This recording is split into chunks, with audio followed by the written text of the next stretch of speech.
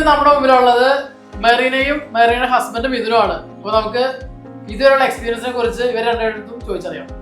മെറീന ഏത് കോഴ്സാണ് എടുത്തേക്കുന്നത്? ഞാൻ master of business innovation and leadership എന്ന് പറയുന്ന 11-9 കോഴ്സാണ് ചൂസ് ചെയ്തേക്കുന്നത്.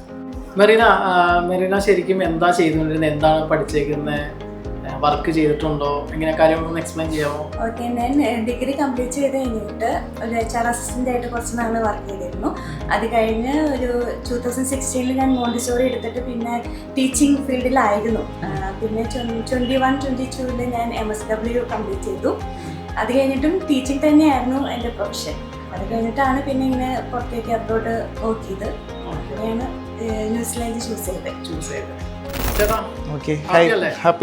ചേട്ടന് സ്പൗസസ് അടിച്ചേക്കാണ്, വൈഫിന് സ്റ്റുഡൻസ് അടിച്ചേക്കാണ്. എങ്ങനെയായിരുന്നു ചോയ്സിലേക്കുള്ള ഒരു എൻട്രി? ഓക്കെ, അതിപ്പോൾ പറയുകയാണെങ്കിൽ ഞാനിപ്പോൾ ഏകദേശം ഒരു 2 year ആയിട്ട് പുറത്തേക്ക് പോകാനുള്ളൊരു കാര്യങ്ങൾ റിസർച്ച് ചെയ്തുകൊണ്ടിരിക്കുകയാണ്. റിസർച്ച് ചെയ്യാന്ന് പറഞ്ഞാൽ നമ്മൾ സ്വാഭാവികമായിട്ട് അന്വേഷിക്കുമല്ലോ. അപ്പോൾ ആ രീതിയിൽ അന്വേഷിച്ചുകൊണ്ടിരിക്കുകയായിരുന്നു. പല ഏജൻസികൾ മാറി നോക്കി, പലവരുടെ ഒപ്പീനിയൻ എടുത്തു. അങ്ങനെ എല്ലാ രീതിയിലും സെർച്ച് ചെയ്ത് ഏറ്റവും അവസാനമാണ് ഞാൻ ഈ പറഞ്ഞ പോലെ ചോയ്സ് ക്യാമ്പയിനെ കുറിച്ച് അറിയണത്. അപ്പോൾ ചോയ്സ് ക്യാമ്പയിനെ കുറിച്ച് അറിഞ്ഞു കഴിഞ്ഞപ്പോൾ നിങ്ങൾക്ക് നിലവിൽ അത്യാവശ്യം നല്ല റേറ്റിങ്ങും കാര്യങ്ങളൊക്കെ ഞാൻ കാണുന്നുണ്ടായിരുന്നു. പിന്നെ എനിക്ക് തോന്നുന്നു മറ്റുള്ള ഏജൻസികളിൽ വരുന്നതിനേക്കാളും കൂടുതൽ വിസ അപ്രൂവലുകൾ നിങ്ങൾക്ക് കിട്ടുന്നുണ്ട്. അപ്പോൾ ഇതൊക്കെ കണ്ടു. പിന്നെ ഈ പറഞ്ഞ പോലെ ഞാൻ ചോയ്സ് ക്യാമ്പയിനിൽ കോൺടാക്റ്റ് ചെയ്തു. ചോയ്സ് ക്യാമ്പയിനിൽ കോൺടാക്റ്റ് ചെയ്ത് കഴിഞ്ഞപ്പോൾ എനിക്ക് ഇവിടുത്തെ CEOൻ്റെ നമ്പർ കിട്ടി. ആളെ വിളിച്ചു കഴിഞ്ഞപ്പോൾ ഞാൻ ഭയങ്കര കോൺഫിഡൻ്റ് ആയി. എന്താണെന്ന് വെച്ച് കഴിഞ്ഞാൽ ആൾ പറഞ്ഞു തന്ന കാര്യങ്ങളെല്ലാം എനിക്ക് ഓക്കെ ആണെന്ന് മനസ്സിലായി. പിന്നെ അത് മാത്രം ഞാൻ ഇതിനെക്കുറിച്ചിട്ട് മനസ്സിലാക്കിയിട്ടുണ്ടായിരുന്നു. അപ്പോൾ അവർ പറയുന്നൊരു ഇതും കാര്യങ്ങളൊക്കെ ഓക്കെ ആയിരുന്നു. അപ്പോൾ ഞാൻ കംഫർട്ടായി. സ്വാഭാവികമായിട്ട് ഞാൻ ചോയ്സ് ക്യാമ്പയിൻ സെലക്ട് ചെയ്തു.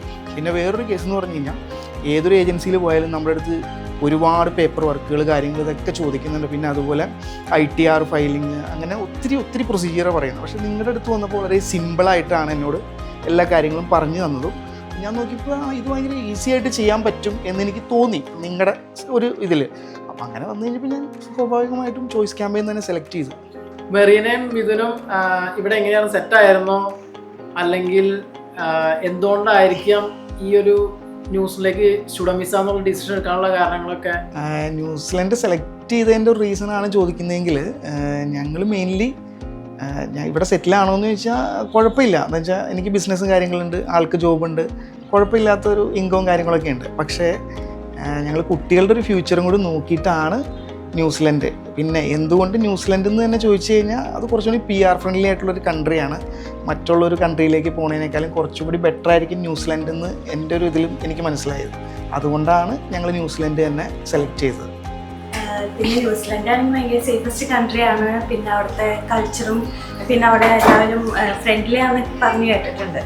അപ്പോൾ അതുകൊണ്ട് പിന്നെ അവിടുത്തെ നേച്ചറൊക്കെ നല്ല അടിപൊളി ബ്യൂട്ടിഫുൾ ആണെന്നൊക്കെ കേട്ടിട്ടുണ്ട്. അപ്പോൾ അതൊക്കെ ഒന്ന് എക്സ്പ്ലോർ ചെയ്യാം എന്നൊക്കെ വിചാരിച്ചിട്ടാണ് ന്യൂസിലൻഡ് ചൂസ് ചെയ്തത്. പിന്നെ ഈ ഒരു പ്രോസസ്സ് ഉണ്ടല്ലോ, അതായത് ആപ്ലിക്കേഷൻ തൊട്ട് വിസ കിട്ടിയ ഈ സ്റ്റേജ് വരെ ന്യൂസിലൻഡ് അത്ര ഡിഫിക്കൽട്ട് ആയിട്ടുള്ള പ്രോസസ്സിംഗ് പോലെ തോന്നിയിട്ടുണ്ടോ? ഡോക്യുമെന്റേഷൻ അങ്ങനെ കാര്യങ്ങളൊക്കെ എങ്ങനെയാണ് നിങ്ങൾക്ക് തോന്നിയിരിക്കുന്നത്? അതായത് ഡിഫിക്കൽട്ട് ആണോ എന്ന് തോന്നിയിട്ടുണ്ടോ എന്ന് ചോദിച്ചു കഴിഞ്ഞിട്ടുണ്ടെങ്കിൽ കുറച്ച് ഡിഫിക്കൽട്ട് ആണ്. പക്ഷേ ചോയ്സ് ക്യാമ്പയിൻ വഴി അത് ചെയ്തപ്പോൾ ഞങ്ങൾക്ക് ആ ഡിഫിക്കൽട്ട് ഫീൽ ചെയ്തിട്ടില്ല. ഓക്കെ, നമ്മൾ വേറെ ഏജൻസികളിലൊക്കെ നമ്മളോട് സംസാരിക്കുന്ന സമയത്ത് ഇത് ഭയങ്കര ഒരു എന്താ പറയുക, നമ്മൾ ബാലികേറാമല എന്നൊക്കെ പറയില്ലേ, ആ ഒരു സിറ്റുവേഷൻ പോലെയാണ് എനിക്ക് ഫീൽ ചെയ്തിരുന്നത്. പക്ഷേ ഇവിടെ വന്ന് നമ്മൾ ആ പ്രോസസ്സ് സ്റ്റാർട്ട് ചെയ്ത് കഴിഞ്ഞപ്പോൾ ഇത് അങ്ങനെ ഒത്തിരി ഒരു പ്രശ്നമുള്ളൊരു ഇതല്ല, ആർക്ക് വേണമെങ്കിലും നമുക്ക് പോകാം എന്നൊക്കെ ഉള്ളൊരു മൈൻഡ് ഞങ്ങൾക്ക് ഇവിടെ ഓൾറെഡി ക്രിയേറ്റ് ആയിരുന്നു. ഇവിടുത്തെ എല്ലാവരും ഫ്രണ്ട്ലി ആയിട്ടും വളരെ ഇതായിട്ടൊക്കെയാണ് നമ്മളോട് ഇടപെട്ടത്. നമുക്കങ്ങനെ ഫീൽ ചെയ്തായിരുന്നു. അത്ര ഡിഫിക്കൽട്ട് അല്ലാന്ന് തോന്നുന്നു. ഇനിയിപ്പോൾ അറിയില്ല, ഞങ്ങൾക്ക് അങ്ങനെ ഡിഫിക്കൽട്ടായിട്ട് ഫീൽ ചെയ്തിട്ടില്ല. എങ്ങനെയാ ശരിക്കും ചോയ്സ് ക്യാമ്പയിൻസിനെ കുറിച്ച് അറിഞ്ഞത്? ആരാണ് പറഞ്ഞത്? ചോയ്സ് ഫേസ്ബുക്കിൽ ആഡ് കണ്ടിട്ടാണ് ഞാൻ ആളെ കാണിച്ചു കൊടുക്കായിരുന്നില്ലേ, ഇത് നോക്കിയേ എന്ന് പറഞ്ഞത്. അപ്പോഴാണ് പറഞ്ഞ് കുറച്ച് നാൾ മുൻപ് കോണ്ടാക്ട് ചെയ്തിരുന്നു എന്ന് പറഞ്ഞിട്ടുണ്ടായിരുന്നു. പിന്നെ ഒന്നുകൂടി അപ്പൊ ഒന്ന് കോണ്ടാക്ട് ചെയ്ത് നോക്കി. എനിക്ക് തോന്നുന്നു 2024 അവസാനം. അതെന്തായിരുന്നു ഇത്ര നാളായിട്ട്? അത് നമുക്ക് ഇപ്പോൾ ഓൾറെഡി 2024 നമ്മളോട് കുറച്ച് പ്രിപ്പറേഷനുകളൊക്കെ പറഞ്ഞിട്ടുണ്ടായിരുന്നു. ഈ FD അങ്ങനെയുള്ള കുറേ കാര്യങ്ങളൊക്കെ. അപ്പോൾ ആ ഒരു സംഭവമൊക്കെ ഒന്ന് റെഡി ആക്കിയിട്ട് വെൽ പ്രിപ്പയർ ആയിട്ട് വരാം എന്ന് വിചാരിച്ചിട്ടാണ് പിന്നെ ഞങ്ങൾ ഡിലേ ഇട്ടത്. നമുക്ക് വരുന്ന എൻക്വയറിയിൽ ഒരു 90% സ്റ്റുഡൻസിന്റെ കൺസേൺ എന്ന് വെച്ചിട്ടുണ്ടെങ്കിൽ ന്യൂസിലേക്ക് ITR വേണോ, അതേപോലെ 80% മാർക്ക് വേണോ, ഗ്യാപ്പ് പാടില്ലേ, ഫാദറിനും മദറിനും ആർക്കെങ്കിലും ഒരാൾക്ക് ഗവൺമെന്റ് ജോലി വേണോ, അങ്ങനെയൊക്കെയാണ് കൺസേൺ വരുന്നത്. നിങ്ങളുടെ കേസിലൊക്കെ അങ്ങനെയായിരുന്നോ, എങ്ങനെയായിരുന്നു? അല്ല, അങ്ങനെയൊന്നും ആയിരുന്നില്ല. എന്താ വെച്ചാൽ ITR ഫയൽ ചെയ്യേണ്ടി ഒന്നും വന്നിട്ടില്ല. പിന്നെ ഈ പറഞ്ഞ ഗവൺമെന്റ് സെക്ടർ ജോബ് അങ്ങനെയുള്ള കാര്യങ്ങളൊന്നും വന്നിട്ടില്ല. അല്ല, അതായത് നിങ്ങൾ ഈസി ആയിട്ടുള്ളൊരു നമുക്ക് തോന്നിയത്. നമുക്ക് അങ്ങനെ ഒത്തിരി ഇപ്പം ഈ മറ്റുള്ള ഏജൻസികൾ പറയുന്ന ഒരു രീതിയായിരുന്നില്ല ഇവിടെ. അതിപ്പോൾ ഇവിടെ വന്ന് എക്സ്പീരിയൻസ് ചെയ്യുമ്പോഴാണ് മനസ്സിലാവത്തുള്ളൂ.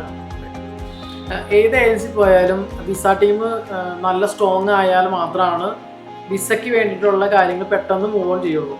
ഇവിടുത്തെ ടീം എങ്ങനെ ഉണ്ടായിരുന്നു ശരിക്കും? ഇവിടുത്തെ ടീം അടിപൊളിയായിരുന്നു. നമുക്ക് നല്ല സപ്പോർട്ടിങ് ആയിരുന്നു, കുഴപ്പങ്ങളൊന്നും ഉണ്ടായില്ല. പിന്നെ ഈ പറഞ്ഞ പോലെ നമുക്കൊരു റിപ്പീറ്റേഷൻ ഉണ്ടായിരുന്നില്ല. കറക്റ്റ് വേണ്ട കാര്യങ്ങൾ എന്നതാണെന്നും അതിൻ്റെ ഫോർമാറ്റുകൾ എങ്ങനെയാണെന്നും കൃത്യമായിട്ട് നമുക്കിവിടുന്ന് പറഞ്ഞു തന്നിരുന്നു. അപ്പോൾ അതുകൊണ്ട് തന്നെ നമുക്കിപ്പോൾ അത് ചെയ്ത് കഴിഞ്ഞ് കഴിയുമ്പോൾ അത് അങ്ങനെ അല്ലാട്ടോ എന്നുള്ളൊരു സംഭവം വന്നിട്ടില്ല. ഞങ്ങൾക്ക് അതിന് വേണ്ടിയിട്ട് അല്ലെങ്കിൽ നമുക്ക് ഫയൽസുകൾ ഉണ്ടാക്കാൻ വേണ്ടി ഒത്തിരി നടക്കേണ്ടി വന്നിട്ടില്ല. അതൊരു ഭയങ്കര പ്ലസ് ആയിട്ട് തന്നെയാണ് ഞങ്ങൾ കാണുന്നത്. എന്ന് വെച്ചാൽ ഇതിന് മുൻപ് മറ്റുള്ള ഏജൻസികളിൽ നിന്നൊക്കെ ചെയ്തേക്കണവർ ഒത്തിരി ഓടി നടക്കുന്നതും ഒരുപാട് സ്ട്രഗിൾ ചെയ്തിരിക്കുന്നതൊക്കെ ഞങ്ങൾക്ക് അങ്ങനെ ഒരു എക്സ്പീരിയൻസ് പറഞ്ഞ് കിട്ടിയിട്ടുണ്ട്. പക്ഷെ അങ്ങനെ ഒരു പ്രോബ്ലംസ് ഒന്നും നമുക്ക് ഇവിടെ ഉണ്ടായിട്ടില്ല.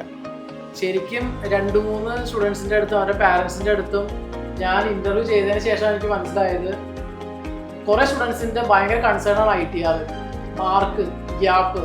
പക്ഷെ ചോയ്സ് ക്യാമ്പയിൻസ് വരുന്ന സ്റ്റുഡൻസിന് ഏറ്റവും ഹാപ്പി ആവുന്നൊരു കാര്യമാണ് ITR വേണ്ടാന്നുള്ളതും, അതുപോലെ ഗ്യാപ്പ് പ്രശ്നമില്ല എന്നുള്ളതും, അതേപോലെ ഒത്തിരി ഫണ്ട് കാണിക്കണ്ട എന്നുള്ളതും. അതുകൊണ്ട് തന്നെ നമ്മളെ സംബന്ധിച്ചിട്ട് ഒരുപാട് സ്റ്റുഡൻസിൻ്റെ ഫ്ലോ നമുക്ക് വരുന്നുണ്ട്. അതായത് ഇപ്പോൾ മെറീനയ്ക്ക് വിസ അടിച്ചു, മെറീന എന്തായാലും ഒരു 10 പേരോട് പറയുമല്ലോ ഇവിടെ പോയിക്കോ, കാര്യമൊക്കെ നൈസാണ്. അതേപോലെ തന്നെ മിഥുനും പറയും. അപ്പൊ നമുക്ക് അങ്ങനെ നോക്കുമ്പോൾ നമ്മൾ ഭയങ്കര ഹാപ്പിയാണ്. അതായത് ന്യൂസിലൻഡില് ബാക്കിയുള്ള ഏജൻസിക്കാർ പറയുന്ന പോലെ വലിയ ഡിഫിക്കൽട്ടീസ് ഒന്നും ഇല്ലാന്ന് ഉള്ളതും, അതുപോലെ നമുക്ക് അത്യാവശ്യം നല്ല വിസ വരുന്നുണ്ടെന്ന് കേൾക്കുന്നത് നമുക്ക് ഭയങ്കര ഹാപ്പിയാണ്.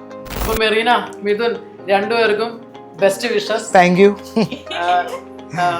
ന്യൂസിലൻഡിൽ പോയി കോഴ്സ് പഠിക്കാനും രണ്ടുപേർക്കും ഒരുമിച്ച് ട്രാവൽ ചെയ്ത് ന്യൂസിലൻഡിൽ ലൈഫ് സെറ്റിൽ ആവാൻ വേണ്ടിയിട്ട് എല്ലാ ആശംസകളും.